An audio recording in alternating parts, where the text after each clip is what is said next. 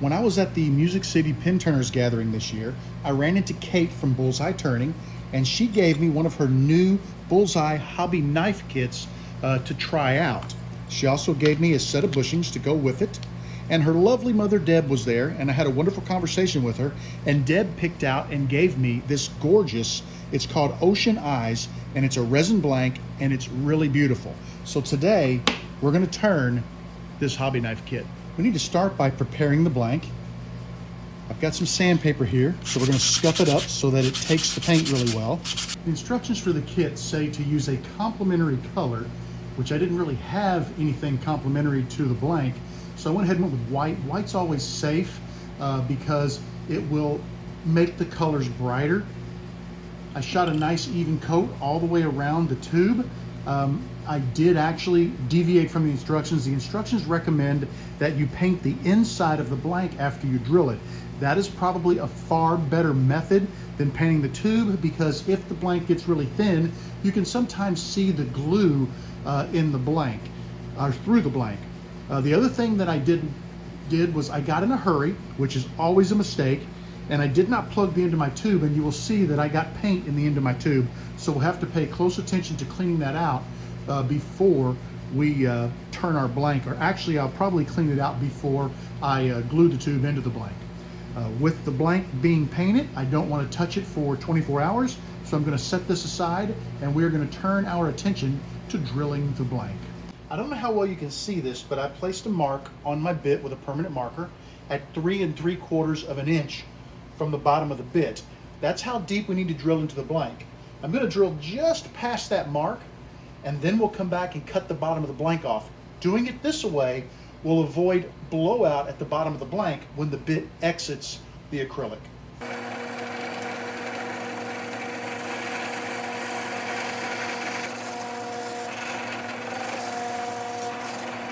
I ran out of travel on my drill press, so what we're going to do is let this bit dry. We're going to get it good and cleaned off, and then we will raise the table so that the bit starts inside of the blank, and we'll drill the last 1.5 inches of depth.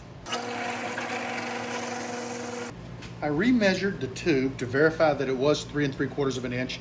I know this is going to be hard to see on the video because the blank is so dark, but I made a mark at 3 3/4 of an inch, and then I moved over another 1/4 of an inch to 4 inches and made a second mark. I'm going to cut the blank at 4 inches, and we'll slowly cut back until we hit the hole that comes through the end of the blank. And as long as we stay above 3 3/4 of an inch, which I drilled deeper than that depth into the blank, we'll be ready for the tube, and we'll just clean up the ends and on the disc sander and sand away any excess material.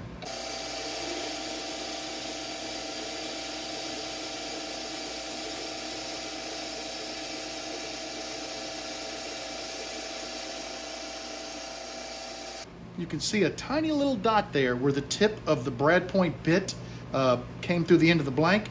So what I'm going to do is jump back about 1/3 of the distance between the end of the blank and the 3 3/4 inch mark. We'll cut another slice off, and hopefully we'll have the hole completely through our blank.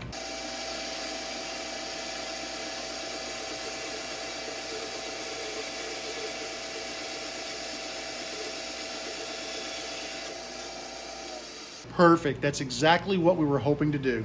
The paint has had over 24 hours to cure on the tube. I've gone ahead and plugged one end with some Play-Doh. We've got equal parts resin and hardener from our 2-part epoxy set on this tape. The tape does a great job of protecting our bench. After mixing it, we're just going to liberally spread the epoxy onto the tube. Now, we don't need to do any additional preparation to this tube.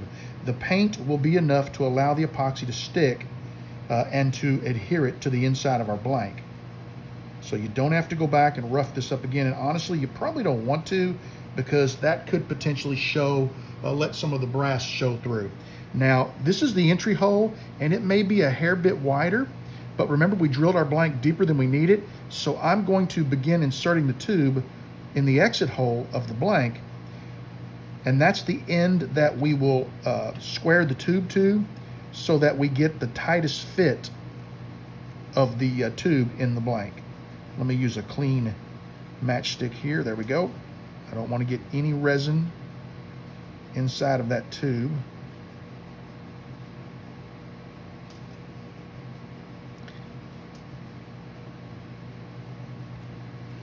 just scraping off any excess resin. We do not want the resin to get inside of our tube.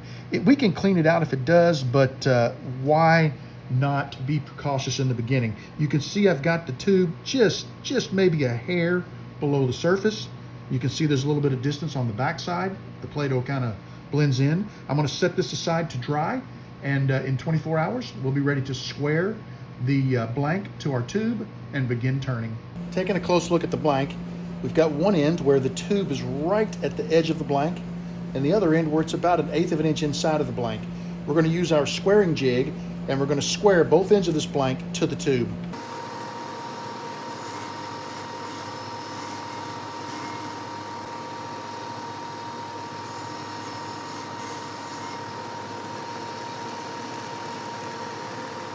I have the blank on the lathe. I've got my skew stropped, and I'm ready to begin turning.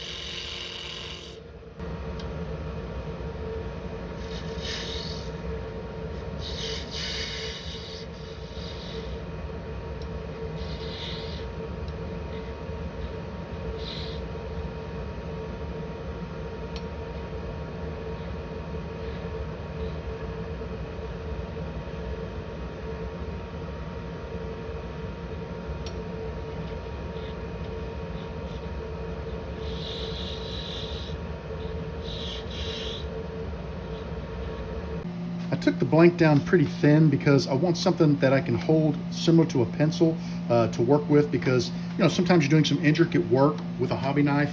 What I'm going to do now is I've got my foam back disc with my hook and loop sandpaper, and I'm going to go ahead and sand through the grits 120, 180, 240, 320, 400, and 600 with the orbital sander, or the drill actually is what it is. And we're going to clean this up, get it nice and smooth, and then we'll come back and see what it looks like right before we micro mesh it.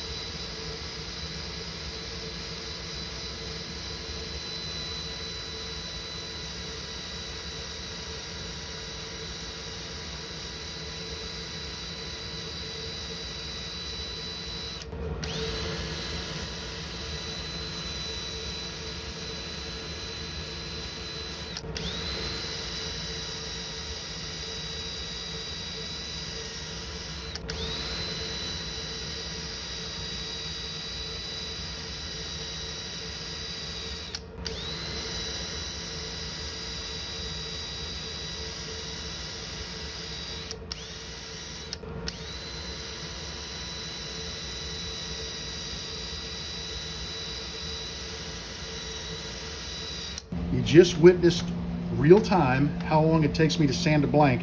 This thing is glass smooth from end to end. It feels amazing. You've got to be careful because you will take a lot of material away using the hook and loop sandpaper on a drill. After you get used to it though, it's pretty amazing how quickly and how nicely you can sand and even shape a blank.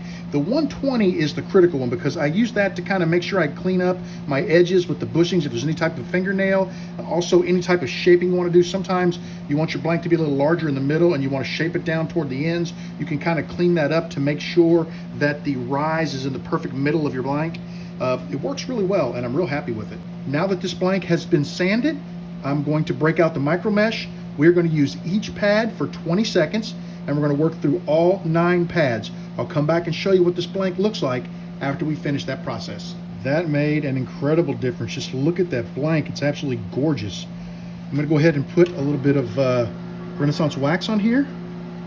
And once the wax dries, hazes up a little bit, I'll get it over to the buffing wheels. We'll buff it up and we'll meet at the assembly table where we assemble this blank into the hobby knife kit. I'm ready to assemble the hobby knife kit into our blank. I'm going to remove the cap.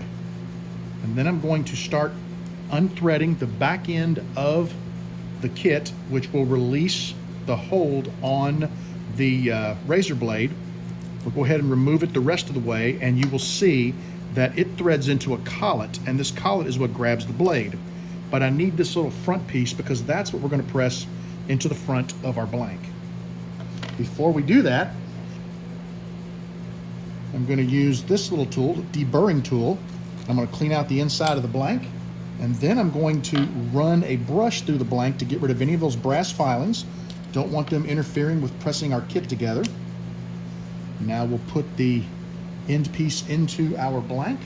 With the blank in the press, we'll slowly press everything together. Perfect.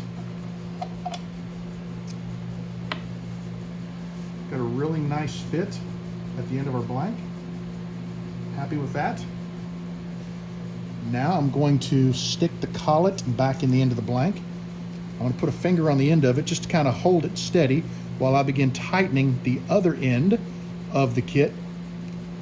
Just going to snug it up enough to hold it in place. We'll slide our blade in, and now we'll crank it down a little bit to really grab that blade.